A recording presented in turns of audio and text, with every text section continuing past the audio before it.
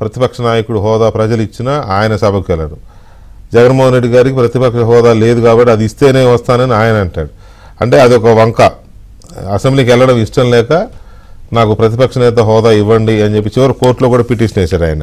సరే, కోర్టులో పిటిషన్ వేయడం అంటే అది ఆయన హక్కు అనుకోవాలి. అది లేదు కాబట్టి నేను రావట్లేదని చెప్పుకోవడం ఆయన. మరి కేసీఆర్ గారు ఎందుకు అపోజిషన్ లీడర్గా ఆయనకి హోదా ఉంది, 39 మంది ఎమ్మెల్యేలని ప్రజలు గెలిపించారు. సరే, ఉండేవాళ్ళు ఉంటారు, పోయేవాళ్ళు పోతారు, కానీ ప్రస్తుతానికైతే ప్రధాన ప్రతిపక్షంగా బీఆర్ఎస్ పార్టీయే ఉన్నది. బట్ ఆయన ఎందుకు పోవడం లేదు? ఇలా ప్రజల తరపున వాయిస్ చెప్పాల్సిన ప్రతిపక్షాలు అసెంబ్లీలోకి వెళ్ళకపోతే అక్కడ వాళ్ళు పార్టీలుగా ఉండేవి లాభం? ప్రతిపక్షాలుగా ప్రజల తరపున మాట్లాడాల్సిన వాళ్ళు మాట్లాడకపోతే ఆ వాయిసే లేనప్పుడు ఇంకా అంతే ఏకపక్షంగా అధికార పక్షాలే పనిచేసుకుంటాయి కదా. మా సభ్యులు లేరా, మా సభ్యులు మాట్లాడతారని బీఆర్ఎస్ నాయకులు అనొచ్చు. సభ్యులు ఉంటారు, ఉండరని కాదు. కానీ ప్రధాన ప్రతిపక్ష నేతగా మీకుండే ప్రయారిటీ వేర్. హౌస్లో మీరు చేయెత్తితే మీకు మైక్ ఇవ్వాల్సిందే స్పీకర్ గారు, మీకు ఆ అథారిటీ ఉంటుంది. మీ తర్వాత ఉపనాయకులు వాళ్ళు ఎవరున్నా వాళ్ళని అంత ప్రయారిటీ ఉండదు నిబంధనల ప్రకారం. సభానాయకుడి తర్వాత అత్యంత ప్రయారిటీ ఉండేది ప్రధాన ప్రతిపక్ష నేతకు. మరి ఆయన ఎందుకు వెళ్ళడం లేదు అనే దాని మీద క్లారిటీ లేదు. అదేమంటే కేటీఆర్ గారు అన్నారు, మీ మొహాలకు ఆయన ఎందుకు మేము చాలన్నారు ఆయన. మరి అలాంటప్పుడు ఆయన రాజకీయాలు ఉన్నారు కదా, ఉండి పోటీ చేసినారు. ఆయనే ఎల్పీ లీడర్గా, బీఆర్ఎస్ ఎల్పీ లీడర్గా ఆయనే ఎన్నుకున్నారు కాబట్టి ఆయనే ప్రతిపక్ష నేత. ఆయన రావాలి, అసెంబ్లీకి రావాలి, వచ్చి మాట్లాడాలి, సభలో ప్రజల సమస్యల మీద. పైగా ఇప్పుడు సభలో ఉన్న వాళ్ళందరూ ఒక రకంగా చెప్పాలంటే జూనియర్, నో డౌట్.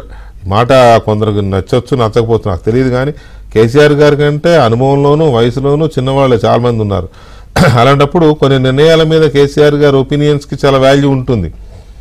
అది అంటే రాజకీయపరమైన విమర్శలు చేయాలని చేస్తే మనం చేయగలిగింది లేదు. కానీ ఆయన నిజంగా మనసు పెట్టి ప్రభుత్వం తీసుకున్న నిర్ణయాన్ని మంచికి మంచిగా, చెడుకు చెడుగా విశ్లేషిస్తే డెఫినెట్గా తెలంగాణకు అదనపు ప్రయోజనాలు జరుగుతాయి. మరి ఆయన ఆ రోల్ ఎందుకు ప్లే చేయడం లేదు? ఎందుకు మొహం చాటేస్తున్నారు అసెంబ్లీకి? తనకంటే చిన్నవాడైనా లేకపోతే తనతో బద్ధశత్రువుగా ఉన్న రేవంత్ రెడ్డిని ఆ సీట్లో చూడకూడదు అనుకున్నారా అంటారు. మరి కాబట్టి ముఖ్యమంత్రిగా ఉన్నాడు కాబట్టి ఆయన ముందు ప్రతిపక్షంలో కూర్చోవడానికి ఇష్టం లేక రావట్లేదని అందరూ అంటున్నారు. ఒకవేళ నిజమే, అదే నిజమా? అలాగే జగన్మోహన్ రెడ్డికి ముఖం చెల్లడం లేదు అసెంబ్లీకి రావడానికి. ఎందుకంటే చాలా గొప్ప కబుర్లు చెప్పి 151 మందిని గెలిపించుకొని ఇవాళ 11 మందికి పరిమితమై అక్కడ ప్రతిపక్షాన్ని ఫేస్ చేయలేక, లేకపోతే చేసిన అరాచకాలు, అవినీతి ఇవన్నీ చాలా ఉన్నాయి. రోజుకొకటి బయటికి తీస్తూ ఉంటే సమాధానం చెప్పడానికి ఫేస్ ఉండదు. అందుకని ఆయన మొహం చాటేస్తున్నాడా? ప్రతిపక్ష నేత హోదా ఎలాగూ ఇవ్వరని తెలుసు కాబట్టి దాన్ని వంకబెట్టి అది ఇస్తేనే వస్తా అనడం అనేది ఏ రకమైన ధర్మం? అది ప్రజల్ని అవమానించడము. ప్రజలు నీకు 11 సీట్లు ఇచ్చినప్పుడు ఆ 11 సీట్లతో వైఎస్ఆర్ కాంగ్రెస్ పార్టీ నేతగా ఉండి మీరు మాట్లాడవచ్చు, మీకు ఉండే అవకాశం మీకు ఉంటుంది. అది ఎందుకు చేయడం లేదు? వీళ్ళు వెళ్ళకపోవడం వల్ల ప్రజలకు వస్తున్న నష్టం ఏంటి? సభల విషయంలో వీళ్ళకున్న నిబద్ధత కానీ, సభలంటే ఉన్న గౌరవం కానీ, రాజ్యాంగం అంటే ఉన్న గౌరవం కానీ ఏమాత్రం ఉన్నది అనేది చర్చిద్దాం. తెలంగాణ కాంగ్రెస్ అధికార ప్రతినిధి అండ్ మన్ని క్రిషాంక్ గారు బీఆర్ఎస్ పార్టీ అధికార ప్రతినిధి, అండ్ జీవీ రెడ్డి గారు, నాగభూషణం గారు కంటిన్యూ అవుతున్నారు. ముందుగా నాగభూషణం గారు, ఈ ఇద్దరు అక్కడ ఏపీలో, ఇక్కడ తెలంగాణలో మాజీ ముఖ్యమంత్రులు ఇద్దరు హౌస్కి వెళ్ళడంలా, ఇది ఏ రకమైన సాంప్రదాయం? ఇది ఏ రకంగా ప్రజలకి ప్రాతినిధ్యం వహిస్తున్నట్టు వీళ్ళిద్దరు? సార్ మీకు ఒకటి చెప్పాలి సార్, మన కొత్తగా మిత్రులు మన రామ్మోహన్ రెడ్డి గారు వారు కూడా వచ్చారు. నమస్కారం. ఏంటంటే ఇప్పుడు అక్కడ ఇక్కడ చూస్తే అక్కడ మీరు చూశారు గత 10 సంవత్సరాల్లో తెలంగాణలో ఏ విధంగా ఒక మోనోపల్లిగా చేయటం, లేకపోతే రకరకాలుగా ఉన్నటువంటి అవినీతి ఆరోపణలు ఏదైనా సరే అక్కడ ఉన్నటువంటి సిచ్యువేషన్లో ఓడిపోయిన తర్వాత మీరు చూశారు గత 4-5 నెలల నుంచి 6 నెలల నుంచి పెద్దగా ఏమీ యాక్షన్ లేదు. కానీ ఇప్పుడు మీరు కనుక ఇక్కడ చూస్తే కనుక ఈయన ఏం చేశాడంటే సార్, మొదట 5-6 భయంకరమైన అబద్ధాలు ఆడు జగన్మోహన్ రెడ్డి. నెంబర్ 1, నేను మద్యపానం చేయింది, నేను జనాల్లోకి రాను అని చెప్పాడు. అమరావతిలో నేను రైతుల మొహంలో కళల్లో ఆనందం చూస్తానని చెప్పాడు, అదొకటి.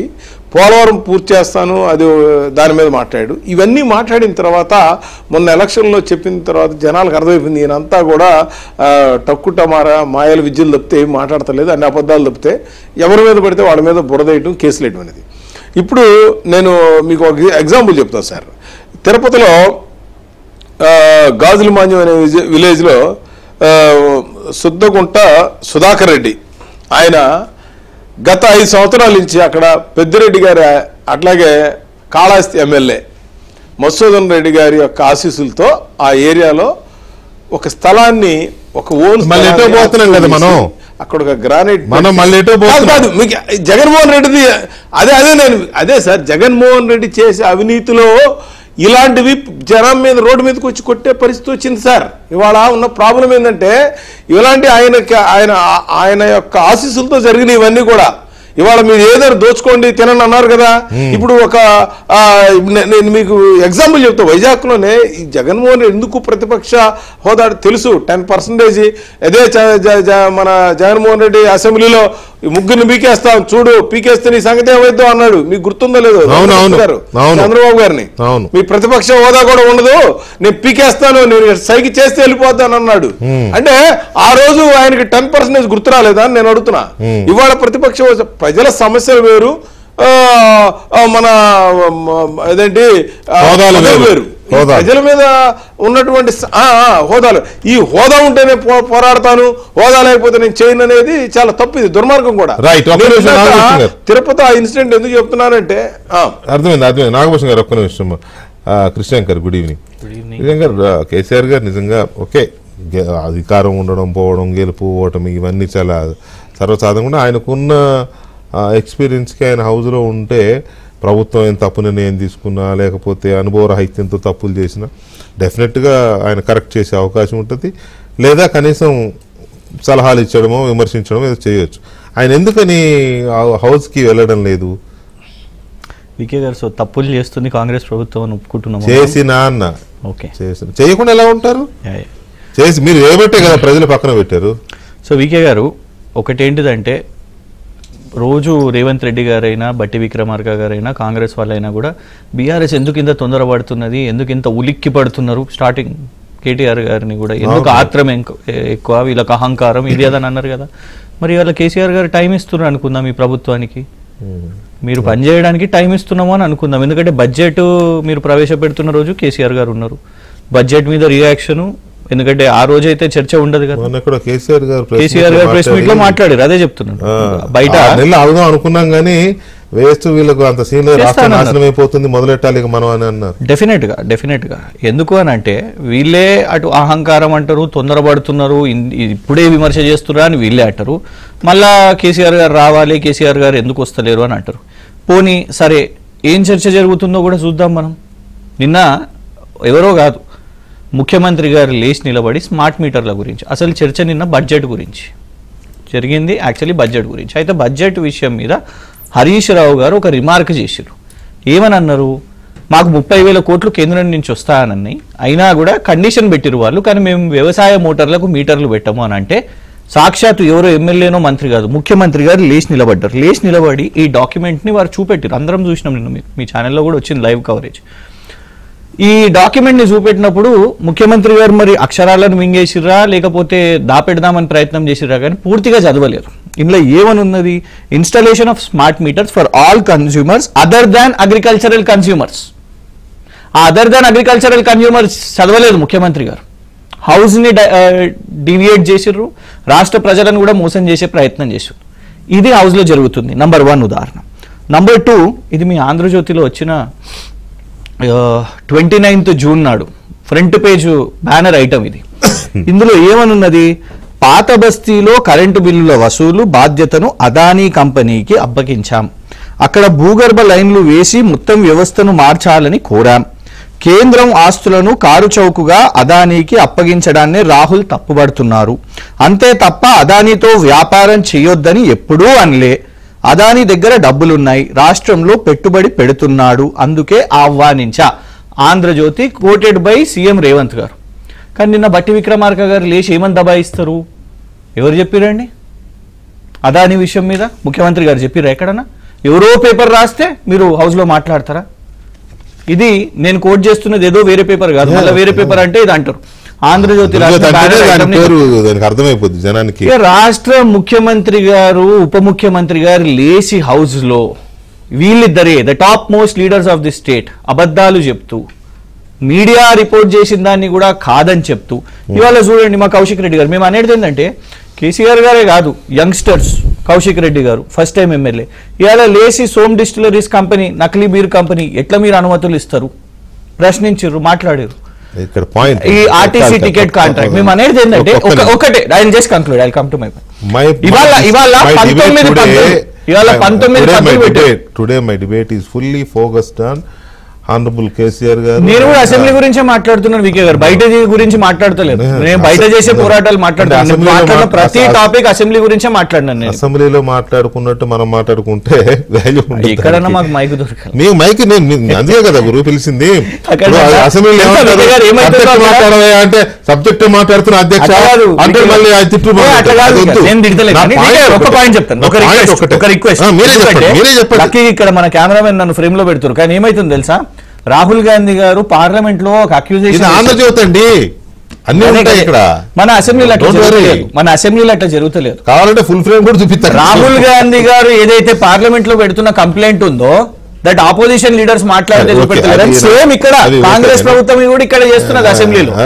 అయ్యో గడిచిన 5 ఏళ్ళు 10 ఏళ్ళు మేము కూడా చూసాం కానీ అన్ని చోట్ల ఏపీలో చూసాం, ఇక్కడ కూడా చూసాం కానీ ఏంటిది అందరూ మాట్లాడేటప్పుడు లైవ్ ఎట్లా ఇచ్చారు మాట్లాడేటప్పుడు ఇప్పుడు కూడా ఎందుకు మనల్ని మనం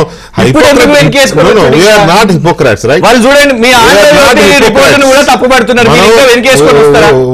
వెనకేసు అట్లా నేను 5 years 10 years కూడా లైవ్ ఎలా వచ్చిన రాష్ట్ర ఉప ముఖ్యమంత్రి లేచి ముఖ్యమంత్రి అనలేదు అని అంటది మీ ఆంధ్రజ్యోతి రిపోర్టర్ తప్ప, ఢిల్లీ రిపోర్టర్ తప్ప. స్టేట్మెంట్ కు సంబంధించి లైవ్ లకు సంబంధించి చెప్తున్నాను కాబట్టి అది కాదు, అనవసరంగా టైం కిల్ చేసుకోవద్దు. నేను అనేది ఏంటంటే ఎందుకు అసెంబ్లీకి వెళ్ళడం లేదు, అక్కడ జగన్మోహన్ రెడ్డి వెళ్ళడం, ఆయన ప్రధాన ప్రతిపక్ష హోదా ఇవ్వాలంట 10% లేకపోయినా, ఏ రాజ్యాంగాన్ని సవరించాలనో ఏ కౌలన్ శబ్దాన్ని సవరించాలనో నాకు అర్థం కావట్లేదు. సరే ఓకే, అదో మొండి ఘటం, అదో మంకుపట్టు. మిమ్మల్ని అడగట్లేదు సార్, ఎగ్జామ్ మీ దృష్టికి తెస్తున్నాం, మిమ్మల్ని అడగడంలా అడిగినా మీరు చెప్పారు, అడిగినా మీరు చెప్పారు. ఎందుకంటే కేసీఆర్ గారి గురించి ఎలా చెప్పారో జగన్మోహన్ రెడ్డి గురించి కూడా అలాగే చెప్పారు. మీరు రేవంత్ రెడ్డి గారు కూడా చంద్రబాబు నాయుడు గారి గురించి, అది మీ ఇష్టం, నరేంద్ర మోదీ బీజేపీ గురించి కూడా అది మీ ఇష్టం. అది అసలు నా టాపిక్ గానే కాదు, అందుకే కంపారిజన్ కూడా చేయకండి, చేయను. కంపారిజన్ చేస్తా ఎందుకు 100% చేస్తా. అదే ఇక్కడ మనం అక్కడ జగన్ అని 10 సార్లు చెప్పిన మనిషిని కంపారిజన్ చేయకుండా ఎట్లుంటారండి?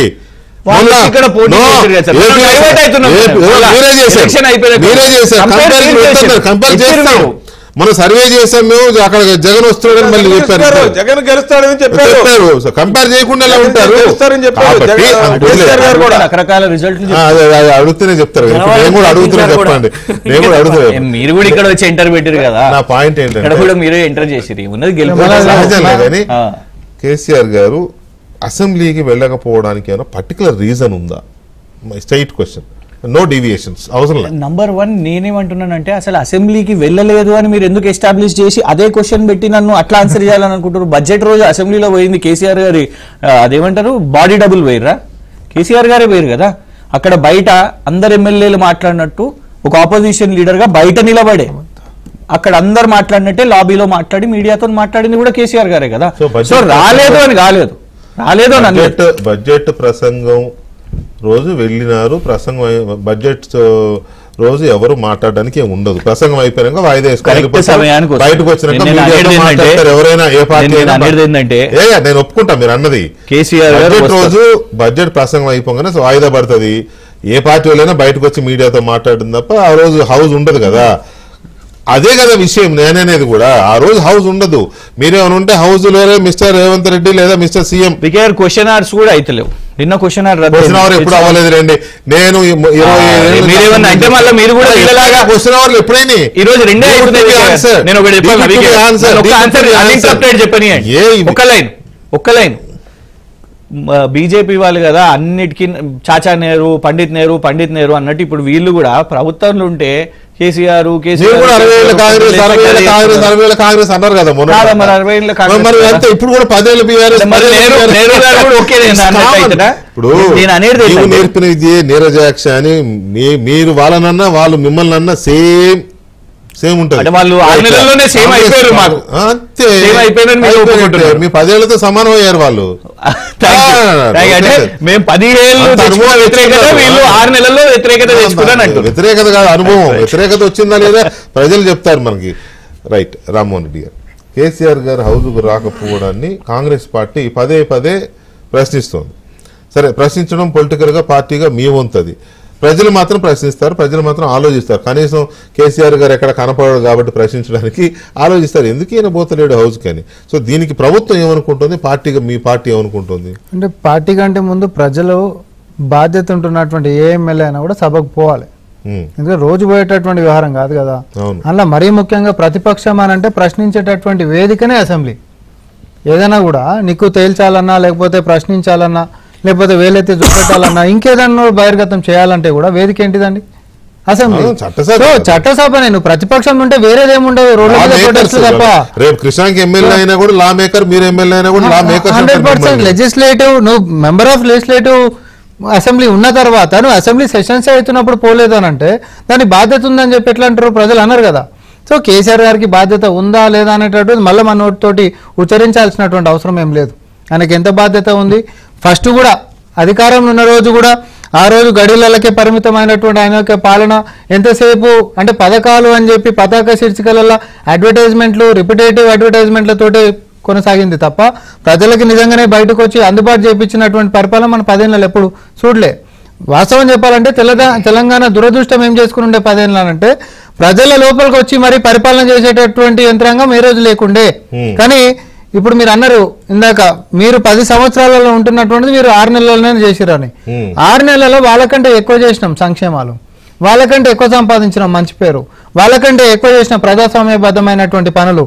ఎందుకనంటే కంచెలు తెంపిన డేట్కించి మొదలు పెట్టుకుంటే, ఈరోజు ప్రజా దర్బార్ కాడికించి మొదలు పెట్టుకుంటే, అసెంబ్లీలో అర్ధరాత్రి దాకైనా కూడా ఒక సమావేశం పెడితే ప్రతిపక్షాలకి మైకిచ్చేటటువంటి పారదర్శకత దగ్గరికి చట్టాలను రేపు పొద్దున పాస్ చేయాలని అంటే బ్యాలెన్స్ అని అంటాం మనం. ఆ బ్యాలెన్స్ ని మెయింటైన్ చేసుకుంటా ఆ యొక్క రాజ్యాంగ స్ఫూర్తిని మేము కాపాడుకుంటున్నటువంటి విధి విధానాలు ప్రజలు చూస్తుండ్రు కదా. మేము మళ్ళీ కొత్తగా చెప్పాల్సినటువంటి అవసరం ఏముందండి? అయితే ఇందాక మరి కృషాంగ్ గారు ఒకటి చూపించిండ్రు, పాయింట్ నెంబర్ 9 చూపించిండు. జర్రంత మీదికి పోతే ఇంకొక 2 పాయింట్లు గిట్ట మీదికి పోతే అదే ఒకసారి అదే నేను చెప్తున్నా. ఎందుకంటే మీరు ఒకటే లైన్ పట్టుకున్నారు కాబట్టి. సో నేను ఒకటే చెప్తున్నా, ఇక్కడ దానికంటే కొంచెం పైకి పోండి. ఇదేమో 9th పాయింట్ ఉంది, 4th పాయింట్కి పోండి. Achieving 100% distribution transformers DT metering by 30 June 2017. ఇది ట్రైపార్టీ అగ్రిమెంట్ చేసుకున్నటువంటిది. ఎవరెవరండి? కేంద్ర ప్రభుత్వం చేసుకుంది ఉదయ్ స్కీమ్ కింద. అప్పుడు వాళ్ళు ఇచ్చినటువంటి దాని కింద వాళ్ళ నుంచి వస్తున్నటువంటి సంక్షేమాలు అందుకోవాలనంటే, ఫెసిలిటేట్ చేయాలనంటే, ఆ లబ్ధిని మనం పొందాలంటే ట్రైపార్టీ అగ్రిమెంట్లకు మనం పోయినా ఎంటర్ అయినా నేను చెప్తా. అందులో కూడా ఏంటిది, ఒక్క అగ్రికల్చర్ మీటర్, అవి ట్రాన్స్ఫార్మర్ల మీదకి ఎంచే వస్తాయి. 5-6 రైతులు ఉంటారు, ఆ 5-6 పెద్ద రైతులు గిట్టున్నారు అనుకోండి, అవే అగ్రికల్చర్ మీటర్సే ఉంటాయి. అవే అగ్రికల్చర్ మీరు నువ్వు ట్రాన్స్ఫార్మర్కి మీటర్ పెట్టిన తర్వాత దీనికి పెడితే దానికి పెట్టకపోతుంది. మేము దాన్ని ఆ రోజు కూడా ఖండించినాం. అది పెట్టనీయకుండా మేము చేసినాం. కానీ మీరేమని చెప్పి సంతకాలు పెట్టుకొని రైతులకు కాకుండా ట్రాన్స్ఫార్మర్కి పెట్టాలనే దాని మీద కూడా ఒప్పందం కూడా చేసుకొని వచ్చిండ్రు. మేము దాన్ని కాదన్నాం, ఖండించినాం, కొట్లాడినాం. మేము చేయలేదు. కానీ మీరు సంతకాలు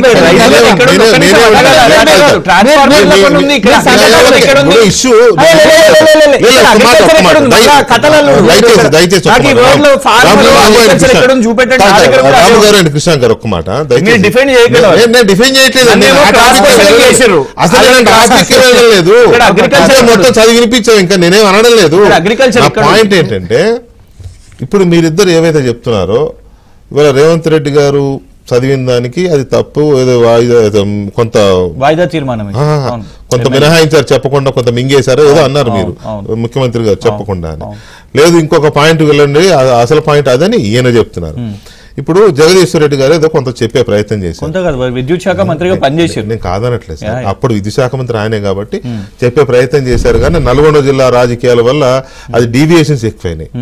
అదే సీట్లో in the sense opposition leader కనుక హౌస్ లో ఉండుంటే రేవంత్ రెడ్డి గారు ముఖ్యమంత్రిగా మాట్లాడిన తర్వాత అపోజిషన్ లీడర్ మాట్లాడితే ఆ వెయిటేజ్ వేరు, పైగా ముఖ్యమంత్రిగా నిర్ణయాలు గాని సంతకాలు గాని చేసేది ఆయన కాబట్టి సతీశ్వర్ రెడ్డి గారి వెయిటేజ్ తక్కువ అని మీరు అనడం కరెక్ట్ సార్. నేను అట్లా అనడం లేదు సార్, దయచేసి హరీష్ రావు గారి వెయిటేజ్ తక్కువ అని కూడా మనం అనలేము. వ్యక్తులుగా నేను తక్కువ చేయట్లా, ప్రధాన ప్రతిపక్ష నేత హోదాగా మాట్లాడుతున్నా. అట్లాగా సార్, పైగా మాజీ అజెండా ఏంది అంటే కేసీఆర్ గారు వెళ్ళలేదు అనేది అయితేనే అది న్యూస్ మేకర్, మనకు న్యూస్ డిబేట్ అంతే. కానీ జగదీశ్వర్ రెడ్డి గారు పాయింట్ ఇక్కడ ఏంటంటే అంటే ఈ ప్రభుత్వానికి సమాధానం చెప్పడం ఇష్టం లేక చెప్పలేక నేను అనుకోను. కేసీఆర్ గారు ఎవరికైనా సమాధానం చెప్పగలరు, అది సబ్జెక్ట్ పరంగా కానీ పొలిటికల్ గా కానీ. చెప్పడం ఇష్టం లేక రేవంత్ రెడ్డి ప్రభుత్వానికో, రేవంత్ రెడ్డికో, లేకపోతే ఇంకో వెంకటరెడ్డికో, ఇంకో ఎవరికో ఒకరికి చెప్పడం ఇష్టం లేక హరీష్ రావు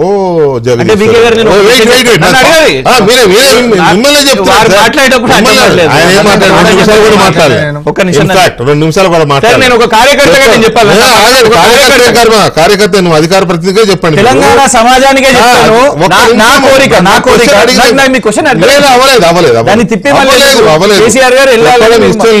చెప్పడం ఇష్టం లేక ఈ ప్రభుత్వానికి ఒక హరీష్ రావు, ఒక జగదీశ్వర్ రెడ్డో, లేకపోతే ఒక ప్రశాంత్ రెడ్డో, లేకపోతే లాస్ట్ గా మా కేటీఆర్ ఎట్లాగా ఉన్నారు కాబట్టి వాళ్ళు చూసుకుంటారు, వాళ్ళకి నేను చెప్పేది ఏంది అని అనుకుంటున్నారా? అందుకని అడిగా కారణం ఏంటి అని. ఫస్ట్ ఆఫ్ ఆల్ ఇందులో మేము చేసిన తప్పే లేదు చెప్పడానికి, జవాబుదారితనం పెద్ద తప్పు. ప్రజలు పార్టీకి 39 సీట్లు ఇచ్చి ప్రధాన ప్రతిపక్షంగా ఎన్నుకున్నప్పుడు డిబేట్ కరెంట్ మీటర్ల గురించి కాదండి, మీరు ఎందుకు డిబేట్ చేస్తున్నారు?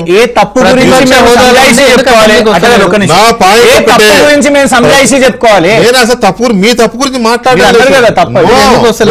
తప్పేంటి అంటే ప్రతిపక్ష నాయకుడు హౌస్ కు వెళ్ళకపోవడం, ఏదో ఒక రోజు వెళ్ళకపోవడం అంటే అది వేరండి. ప్రతిపక్ష నాయకుడు వెళ్తే ఆ సిచ్యువేషన్ వేరు కదా. గారు ఒక విషయం చెప్తాను, దాని మీద ఎందుకు సరైన సమాధానం చెప్పడం లేదు ఎవరు పార్టీ తరఫున? ఒక విషయం చెప్తాను మీకు. చంద్రబాబు నాయుడు గారిని ఆ హౌస్ లో ఆంధ్రప్రదేశ్ లో వ్యక్తిగతంగా విమర్శలు చేసినప్పుడు ఇక్కడ బీఆర్ఎస్ వాళ్ళు కూడా ఖండించారు. మీకు చెప్తాను, నేను మీకు చెప్తాను, నన్ను చెప్పనివ్వండి. నేను ఒక కార్యకర్తగా చెప్తున్నాను, తెలంగాణ సమాజం, తెలంగాణ ప్రజలు వింటే నా కోరిక, నిన్న ఈ రాష్ట్ర ముఖ్యమంత్రి ఏదైతే సైగల్ చేసిర్రో కేసీఆర్ గారిని ఉద్దేశించి, అది చూసిన తర్వాత ఆ హౌస్లో నిజంగా కేసీఆర్ గారు పోయి ఇట్లాంటి ఒక ముఖ్యమంత్రి స్థాయిలో గతంలో కేసీఆర్ గారు ఏం సైగలు వద్దు, అంత ఎవ్వరం ఇక్కడ చిన్నపిల్లలు ఏం చేసిరో నిన్ను ఆల్రెడీ చూసినాం, నిన్ను ఏం చేసిరో చూసినాం కదా, దాన్ని ఖండించినామా? మీరు అనండి, ఇవాళ మీరు ఒక స్టాండ్ తీసుకోండి. నిన్న రేవంత్ రెడ్డి గారు ఏదో హాఫ్ నాలెడ్జ్ ఫుల్ నాలెడ్జ్ అని అట్లా చూపెట్టడం, ఫుల్ బాటిల్ అని చూపెట్టడం ఖండించండి మీరు ఏబిఎన్ ఛానల్లో. అది తప్పు కదా, దాని మీద చర్చ చేద్దాం. ఇట్లా కరెక్టా? అట్లా కేసీఆర్ గారు చేసిర్రా చెప్పండి, లేదు హరీష్ రావు గారు చేసిర్రా చెప్పండి. చేశారు. హరీష్ రావు గారు చేసిరా, రేవంత్ రెడ్డి గారిని చేసిరా, కేసీఆర్ గారు ఎవరిని రేవంత్ రెడ్డి గారిని చేసిరా, రేవంత్ రెడ్డి గారిని సైకిల్ చేసుకుంటూ ఎవరిని నల్ల బ్యాగ్ చూపెట్టే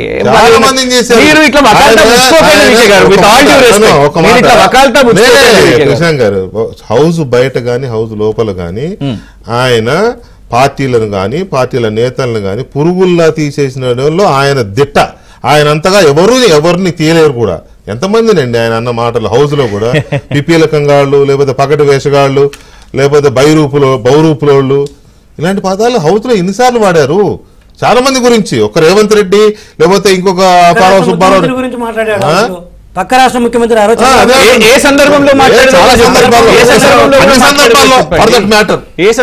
అన్ని సందర్భాల్లో టేక్ ఇట్ ఫర్ గ్రాంటెడ్.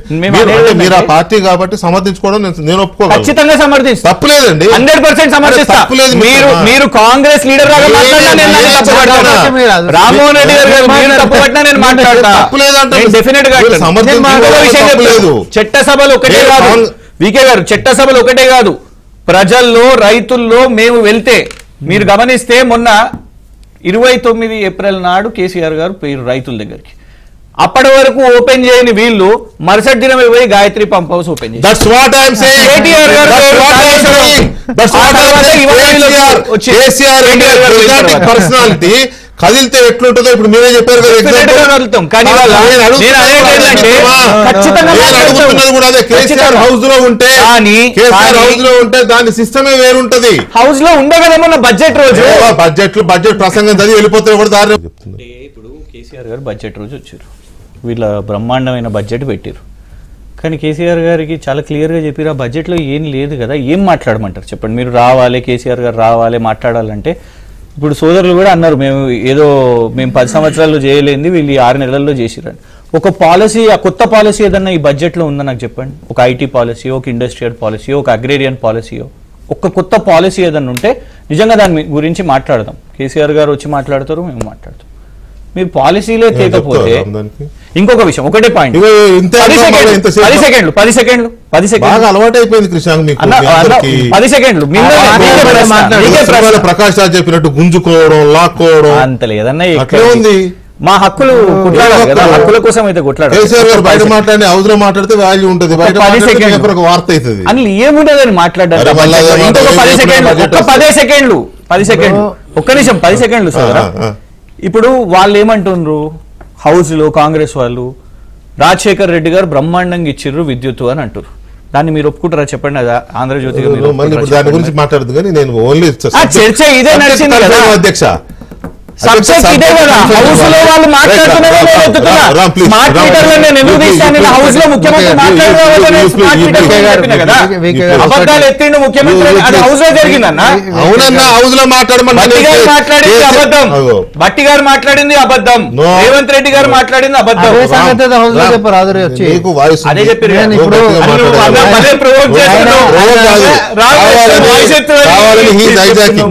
నేను ఒకటి చెప్తా ప్లీజ్, ఎందుకంటే ఒక డెకోరం ఫాలో అవుతాను. అందులో మీ షో అనంటే నేను డెకోరం ఫాలో అవుతా. ఆయన మాట్లాడుతుండు.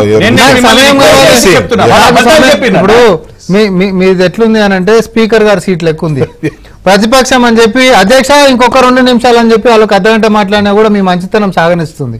సరే అయితే మనం మేము కూడా సహనంగా ఉన్నాం. మైక్ మ్యూట్ చేయండి ఫస్ట్, మైక్ మ్యూట్ చేయండి. మేమేమంటున్నామంటే ఇదే సందర్భము కేసీఆర్ గారికి బాధ్యతతోటి అసెంబ్లీకి వచ్చి ఇగో 10 ఏళ్లలో నేను గీ పనులు చేసిన, గీ సంక్షేమాలు అందించిన, గతంలో గీ బడ్జెట్ పెట్టినా, అయినా ఇంత అందించిన, మీరు బడ్జెట్ బాగుందా బాలేదా, ఎట్లా ప్రయోజనం కాదు, ఒక సెకండ్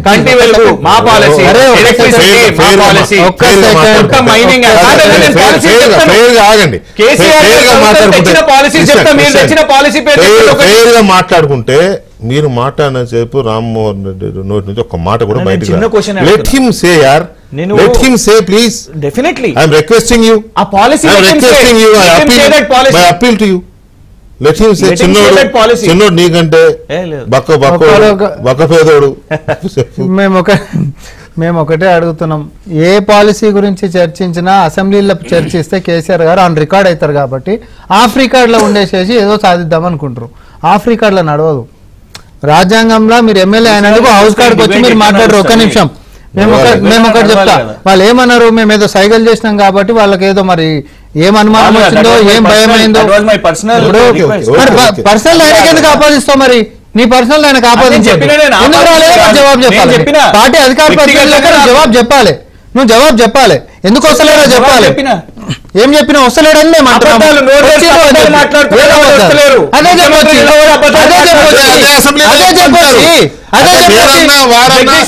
నాయకుడు కాదా, ఎమ్మెల్యే కాదా, వారు విద్యుత్ శాఖ మంత్రిగా పనిచేయలేదా? వారి సమాధానం మీకు కరెక్ట్. ముఖ్యమంత్రి ఎందుకుంటాడండి? మంత్రులు ఎంతమంది ఉన్నా ముఖ్యమంత్రి ఎందుకుంటాడు? సభ్యులు ఎంతమంది ఉన్నా ముఖ్యమంత్రి ప్రధాన ప్రతిపక్ష నాయకుడు ప్రధాన ప్రతిపక్ష నాయకుడు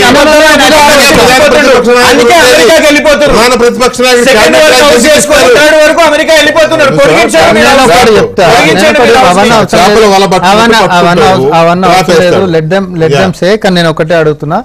ఈ రోజు జగదీశ్వర్ రెడ్డి గారు మాట్లాడలేదు, అజెండా మాట్లాడడానికి కేసీఆర్ గారు రారు. తెలంగాణ అజెండా పాలసీ అదే చెప్తున్నా. కేసీఆర్ గారు చెప్పమంటున్నా, హౌద్లోకి రమ్మని చెప్పమంటున్నా నేను. కాదు కాదు సార్, నేను ఒక ఉదాహరణతో చెప్తున్నా. పొద్దున విద్యుత్ కి సంబంధించినటువంటి చర్చ వాడివేడిగా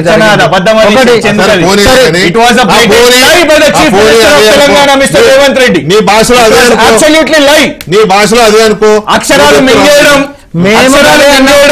మేము విషయాన్ని కూడా 10 సంవత్సరాలలో తీసుకొచ్చిన మొత్తం పచ్చి బూటకమని అన్నాం. జగదీశ్వర్ రెడ్డి గారిని ఒక క్వశ్చన్ ఏమన్నాము, జగదీశ్వర్ రెడ్డి గారిని ఒక క్వశ్చన్ వేసినాము. ఎన్టీపీసీకి సంబంధించి ఏపీ రీఆర్గనైజేషన్ యాక్ట్ ప్రకారంగా 4000 మెగావాట్లకు సంబంధించి స్టేట్ గవర్నమెంట్ పర్మిషన్ ఇవ్వాల్సింది ఉండే.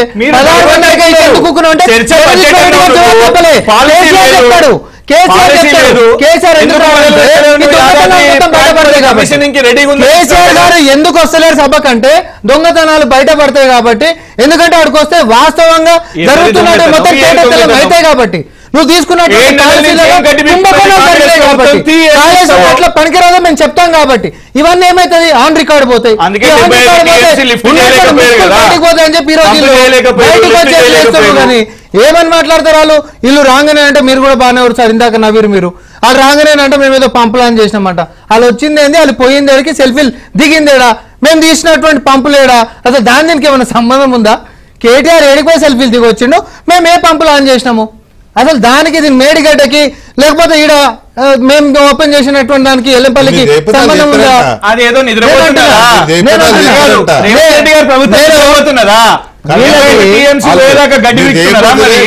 వాళ్ళే చేసేస్తారంట. అదే వాళ్ళు ఏం చేస్తారు సార్, గవర్నమెంట్ చేయకపోతే మీరు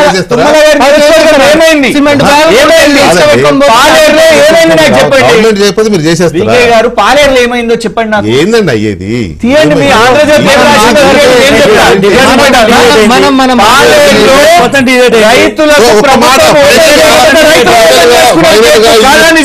ఫైనల్ గా ఈ ప్రభుత్వం ఉన్నంత కాలం కేసీఆర్ గారు అసెంబ్లీకి రారు అని చెప్పదలుచుకున్నారు మీరు. బడ్జెట్ కు వచ్చిన వాళ్ళు వీళ్ళు కళ్ళు చూసుకోరు. బడ్జెట్ బడ్జెట్ రోజు వస్తారా? ధైర్యం ఉంటే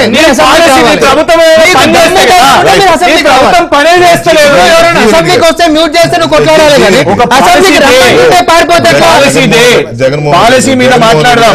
పాలసీల మీద జరిగేదే పాలసీలు, అయ్యేదే చట్టాలు. మీ బడ్జెట్ లో ఒక పాలసీ నేను చెప్తా. అసెంబ్లీలో హరీష్ రావు లేదా, జగదీశ్వర్ రెడ్డి లేదా, ఒకరోజు 25,000 కోట్లు మూసి, ఒకరోజు 50,000 కోట్లు మూసి, ఒకరోజు 150,000 కోట్లు మూసి, ఇలా నీ పాలసీ అర్థమైపోతుంది. ఏ పేపర్ రాసింది, ఏ పేపర్ రాసింది, ఎవరు చెప్పిండు? కళ్ళు తాగిన కోత ఫుల్లు తాగిన మాట్లాడండి. కరెక్ట్ గా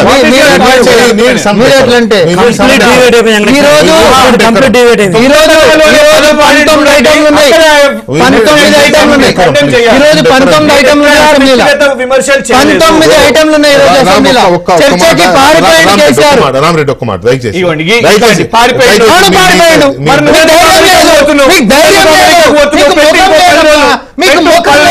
మీకు దమ్ము ధైర్యం లేదు, ప్రశ్నలు జవాబు మీరు చేసేటువంటి పాపాల చిట్ట బయటకు వస్తుందని చెప్పి ముఖం చాటేసిండు కేసీఆర్.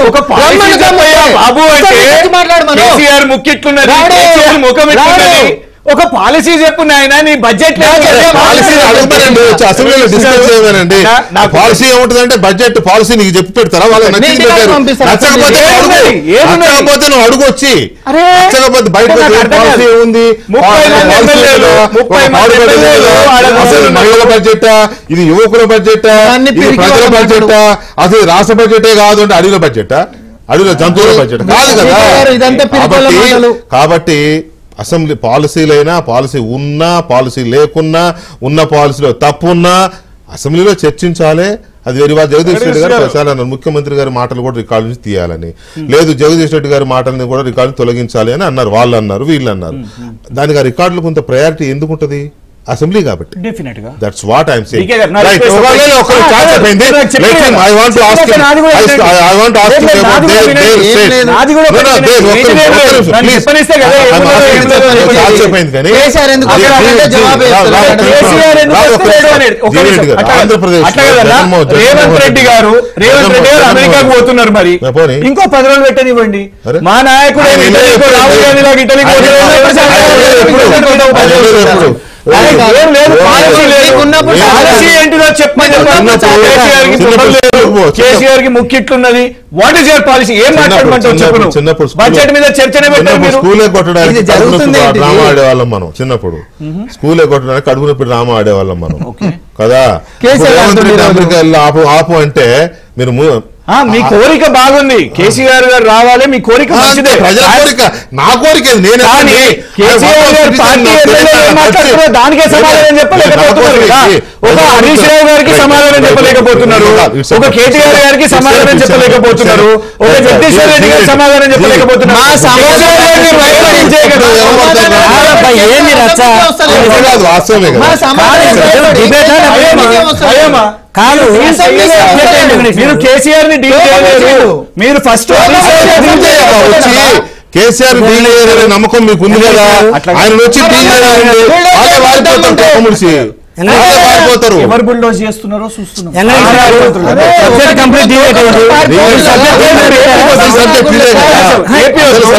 ప్రతిపక్ష నాయకులు అసెంబ్లీకి రావాలన్నది. నేను పెట్టింది సబ్జెక్ట్ ఇద్దరు అని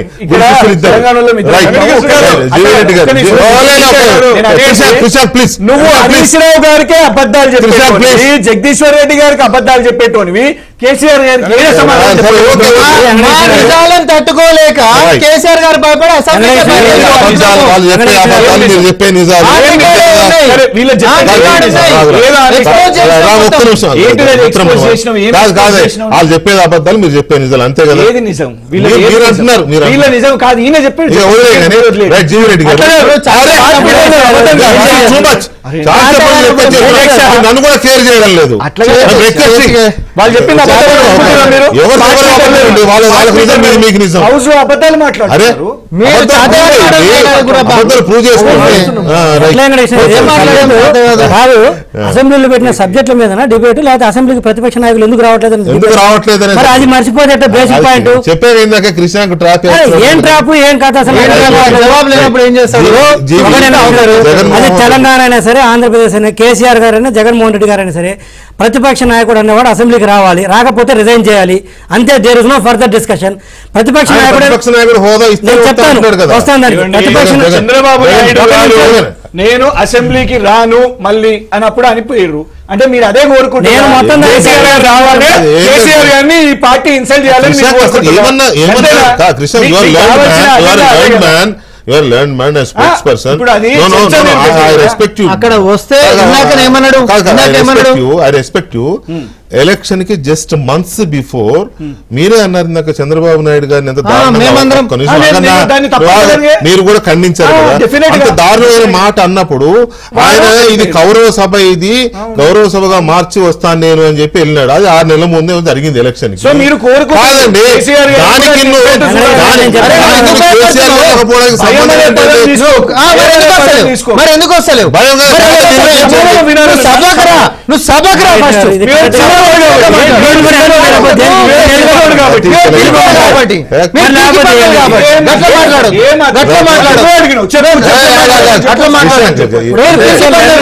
ప్రతిసారి ఏమవుతుందంటే వచ్చి ఎవరికేం తెలియదా? మీరే ప్రపంచంలో పెట్టి పుట్టినారా? పైన చూడినారా పాలసీలు రాయడానికి? ఎవరికి రాయాలా పాలసీలు? భారతదేశం పుట్టిన కాడ నుంచి పాలసీలు మీరు రాస్తున్నారు. ఆదేశం కాదు, పాలసీలు ఎవరిని మాట్లాడిపోతే ఎట్లా? ఎవరిని మాట్లాడిపోతే ఎట్లా అండి? What is policy?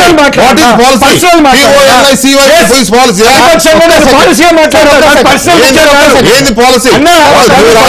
మీరు రాసేది మీకు పాలసీ, వాళ్ళు రాసేది వాళ్ళకి పాలసీ. ప్రజలు తెలుసుకుంటారు పాలసీ ఏది, ప్రజలు తెలుసుకుంటారు పాలసీ ఏది కరెక్ట్ ఏది రాంగ్ అనేది. This is not fair, this is not fair.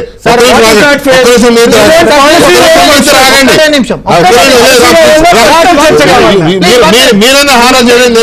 Please, 1 minute. మీరు ఒక నిమిషం ఆగండి. సబ్జెక్టు పాలసీ చర్చ కావాలన్నా పర్సనల్ చర్చ కావాలి? పర్సనల్ చర్చ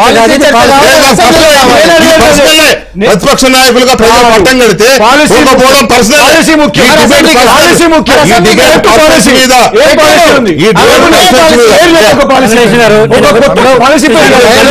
ప్లీజ్ కంటిన్యూ. ఎమ్మెల్యేలు ఎవరైనా సరే గెలిచిన తర్వాత ప్రతిపక్ష నాయకులు అసెంబ్లీకి రావాలి. ఒక సబ్జెక్ట్ మీద మాట్లాడటానికి కాదు, బడ్జెట్ మీద ఇక్కడ కేసీఆర్ గారు లేదా జగన్మోహన్ రెడ్డి గారు అక్కడ కాదు. నేను ఓవరాల్ చెప్తున్నాను, తెలంగాణ ఆంధ్ర కాసేపు పక్కన పెడితే ఇట్స్ ఏ సబ్జెక్ట్ మ్యాటర్, అది ఎవరికైనా. రెండోది ఏంటంటే ఒక సబ్జెక్ట్ మీద మాట్లాడమని ఒక ఎమ్మెల్యేని ఎన్నుకోరు. 5 సంవత్సరాలు ఒక సబ్జెక్ట్ మీద కావచ్చు, లేకపోతే వారి నియోజకవర్గ సమస్యల మీద కావచ్చు, ప్రాంత సమస్యల మీద మాట్లాడమని పంపిస్తారు. నేను ఈ సబ్జెక్ట్ మీద మాట్లాడతాను, దాని మీద మాట్లాడితే పార్టీ డిసైడ్ కాదండి.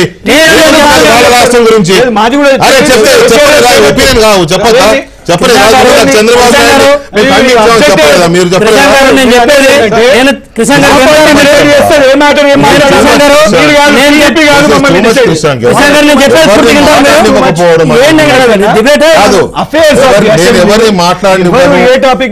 మీరు ఎవరిని మాట్లాడనీయకపోతే నాదే గెలుపని. ఒక్క నిమిషం సార్, కోఆపరేట్ చేయండి, కోఆపరేట్ చేయండి, మీరేమో కోఆపరేట్ చేయండి. నేను ఎవరిని మాట్లాడనివ్వకుండా అంత రీసౌండ్ వచ్చేలాగా అరుస్తాను, అదే నా విజయం అని మీరు కానీ ఇంకే పార్టీ వాళ్ళని కానీ అనుకుంటే అది ఫెయిల్యూర్ అవుతుంది.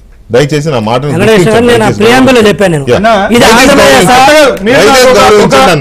దయచేసి గౌరవించండి అన్న, ప్లీజ్ ప్లీజ్. ఒకసారి మాటే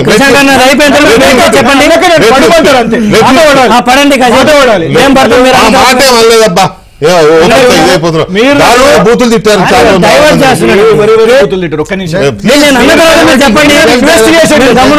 క్రాస్ ఎగ్జామిన్ చెప్తారు, వీళ్ళకి ప్రశ్నలు డిబేట్ లో మొత్తం నువ్వే మాట్లాడా, నేనే మాట్లాడా. నువ్వు మిగతా వాళ్ళని ట్రాప్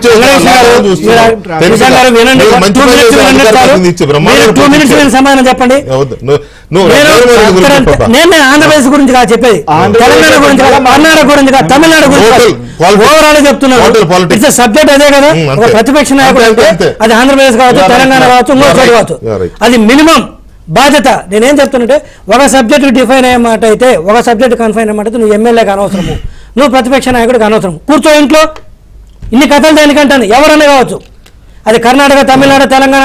రామ్మోహన్ రెడ్డి గారు ఒక్క నిమిషం, ఏ స్టేట్ అయినా సరే నేను చెప్తున్నాను, నీకు బలమైన కారణం లేకుండా నువ్వు అసెంబ్లీకి రాకుండా నేను దాని మీద మాట్లాడతాను, దీని మీద మాట్లాడుతానంటే నువ్వెందుకు నెల నెల జీతం తీసుకోవడం? ఎమ్మెల్యేగా తీసుకో. నేను సబ్జెక్ట్గా మాట్లాడినంత వరకు నేను ప్రపోర్షనల్గా జీతం తీసుకుంటాను చెప్పానంటే ఏ నాయకుడు నేను సరే చెప్పాను అంటున్నా. ఎవడు ఒక్క నిమిషం సార్, మీరు ఈరోజు జగన్మోహన్ రెడ్డి గారు ఏం చెప్తుండే ఏపీలో, నేను ముందుగానే చెప్పాను ఇంతకుముందు డిబేట్లు కూడా, ఆయన రాడు, ఆయన చెప్పబోయే వంక నాకు ప్రతిపక్ష హోదా ఇస్తేనే వస్తానన్నాడు. నిన్న చివరికి అదే పెట్టాడు. ఎవరైనా సరే నిన్ను ఎమ్మెల్యేగా ఎన్నుకుంటే నేను అసెంబ్లీలో వచ్చి మాట్లాడమంటే నువ్వు ప్రెస్ మీట్లు పెడతావు బయట కూర్చొని, అసెంబ్లీలో నడుతుంటే. నువ్వు ప్రెస్ మీట్లు బయట పెట్టడానికే నిన్ను ఎమ్మెల్యేగా ఎన్నుకున్నది. నీకు ఆ సమయం వేరే ఉంది. సంవత్సరంలో 365 రోజులు అసెంబ్లీ నడవదు, అది నేను చెప్తాను ఎలక్షన్ దానికి వస్తా. ఆ ట్వీట్ గురించి చెప్తా. ఏ ఎమ్మెల్యేకైనా సరే అసెంబ్లీ నడిచేది గుర్తుపెట్టుకోండి, 365 రోజులు నడవదు. తెలియదా? మినిమం కామన్ సెన్స్ లేదు. అది 365 రోజులు అసెంబ్లీ నడవదు. అసెంబ్లీ నడిచేది కొన్ని రోజులే, వాట్ ఎవర్ డేస్, కొన్ని రోజులు నడుస్తుంది. ఆ సమయంలో నేను అసెంబ్లీకి వెళ్ళి నీ బాధ్యతగా నువ్వు చెప్పాల్సింది చెప్పు. మిగతా సమయంలో మీడియా ముందు మాట్లాడు, మిగతా సమయంలో ప్రజల్లోకి వెళ్ళి మాట్లాడు, ఇంకా మిగతా సమయంలో వేరు వేరు ప్లాట్ఫామ్స్ ఉంటాయి ఎమ్మెల్యేకి. ఒక ప్లాట్ఫామే కాదు, ఎందుకు గుడ్డెత్తి చేయబడ్డట్టు చెప్పుకుంటూ పోతాం? ఇంకా అదొక్కటే ప్లాట్ఫామా? అదొక్కటే ప్లాట్ఫామ్ అంటున్నాడు. ఏ ప్లాట్ఫామ్ లో ఏది హానర్ చేయాలో అది హానర్ చేయాలి. అది హానర్ చేయకుండా డీవియేట్ అయితే చేతకంతనం అవుతుంది. చేతకాదని చెప్పి తప్పుకొని రిజైన్ చేయాలి అంటున్నాను. Thank you very much GV Reddy and Krishna గారు అండ్ నాగకృష్ణ గారు, రామ్మోహన్ రెడ్డి గారు, థ్యాంక్ యూ వెరీ మచ్ అండి. ఇది ప్రతిపక్ష నాయకులుగా ఉన్నవాళ్ళు కానీ